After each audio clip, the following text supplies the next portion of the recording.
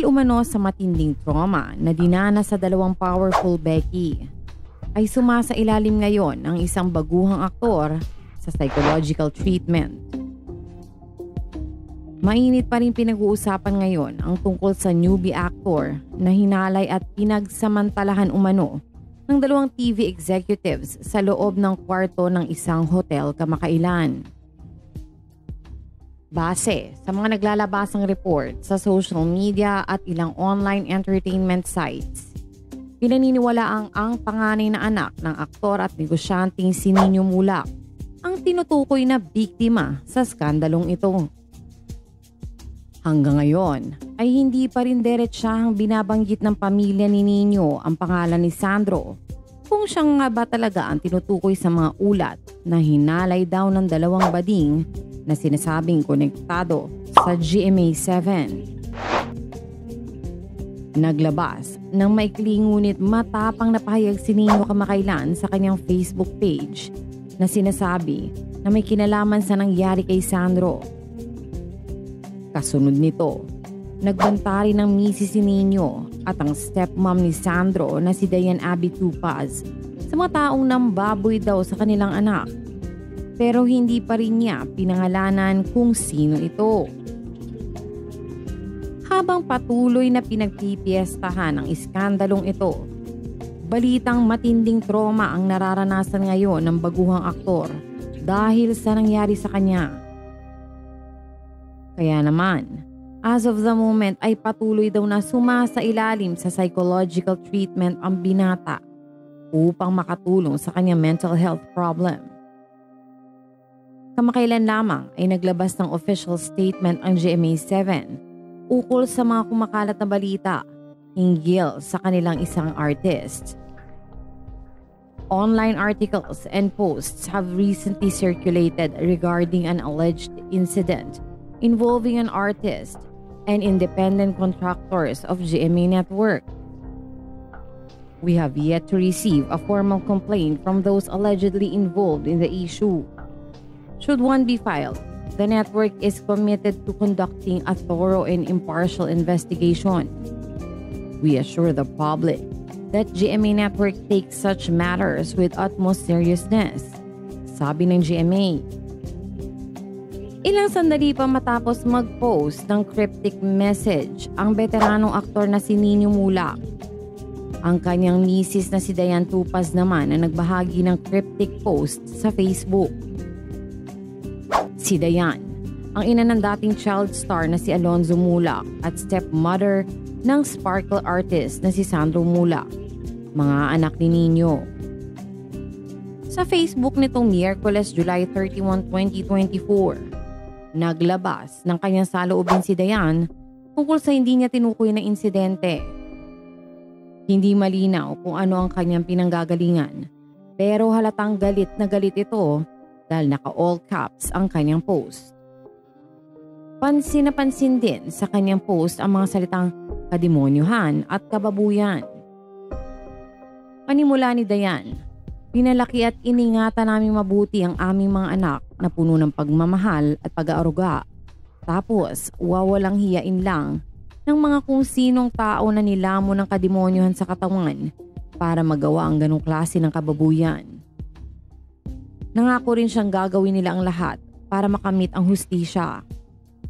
Aniya, hindi kami makakapayag na hindi namin makakamit ang hustisya. Habang buhay na dadalhin ng anak namin yung kababuyan na ginawa ninyo sa kanya. Wala kaming pakialam kung sino kayo o kung sino ang poprotekta sa inyo. Nagbabala rin si Diane na managot ang dapat managot at sinamahan pa niya ng hashtag na #Justice should prevail. Pagtatapos ni Diane, sisiguraduhin namin na pagbabayaran ninyo yung mga ginawa ninyo. Hindi namin nahayaan na may mabiktima pa kayo na iba. Itutuloy namin ang laban. Managot ang dapat managot. Nakakanginig kayo ng laman.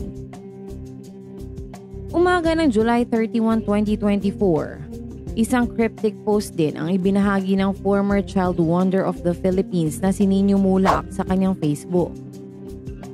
Nakalagay sa post niya, Inumpisahan ninyo, tatapusin ko. Hinala ng ibang netizens, tila may kinalaman ng post na ito ni Nino sa kontrobersiyang kinasasangkutan ng isang aktor na malapit sa dating child wonder at dalawang personalidad mula sa industriya ng telebisyon. Ayon sa isang ulat, desidido na ang biktima at ang pamilya nitong magkaroon ng hustisya ang di umano'y paglalapastangan sa aktor. Marami ang nakikisimpatya sa aktor at naniniwalang totoong biktima ito ng sexual na pang-aabuso kahit hindi pa siya nagsasalita. Samantala, pati ang pinsan ni Nino na si Andrew Mulak ay may cryptic post din sa kanyang Facebook. Nirepost nito ang post ng pinsan at nilagyan niya ito ng caption na "Justice will prevail." Si Andrew ay anak ng yumaong si Cheng Mulak, ama rin ni Aga at Arlene Mulak. Nirepost din ng anak ni Aga at Janice de Belen na si Luigi Mulak ang post ni Nino. Makahulugan niyang caption dito, "Subukan niyo kami ng gising." July 30, 2024, naglabas ng pahayag ang GMA Network kaugnay ng insidenteng kinasasangkutan umano ng kanilang artist at independent contractors. Wala pa raw silang natatanggap na formal na reklamo kaya hindi pa nila matukoy kung may katotohanan ng mga kumakalat online. Gayunpaman, sakaling magkaroon ng formal na reklamo, magsasagawa raw sila ng masusi at walang kinikilingang investigasyon. Marami na intriga sa Facebook post ni Sandro Mulak nitong July 30, 2024. Bible version kaugnay sa daing ng mga helpless. Patama kaya iyon sa dalawang powerful akla ng isang TV network. Usap-usapan online na hinalay daw just recently ng dalawang powerful akla ang baguhang aktor. Naganap umano ang pangahalay sa isang sosyal na hotel kung saan ginanap ang isang engranding pagtitipon. Gusto daw sana ng management ng TV network na wag nang sumabog ang iskandalong ito. Kumuha na daw ng abogado ang ama ng baguhang aktor.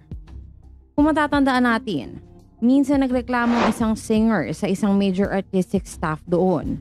Dali-daling natanggalan ng shows ang mahusay na artist na mula nooy tinalikuran na ang paggawa ng shows.